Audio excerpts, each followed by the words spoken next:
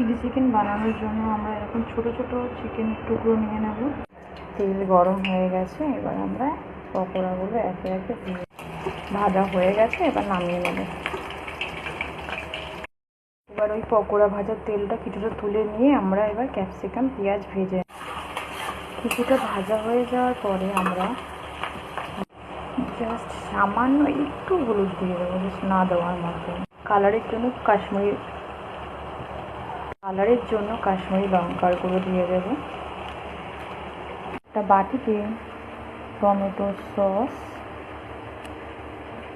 পরিমাণ মতনই দেবো, যতটা লাগবে কম বেশি। এবার এই সসটা আমি এর মধ্যে দিয়ে দেবো। এটা কষানো হয়ে গেছে, এবার জল দিয়ে দেবো অল্প পরিমাণে। জলটা ফুটে এসে এবার পকোড়াগুলো দিয়ে দেবো। দেখো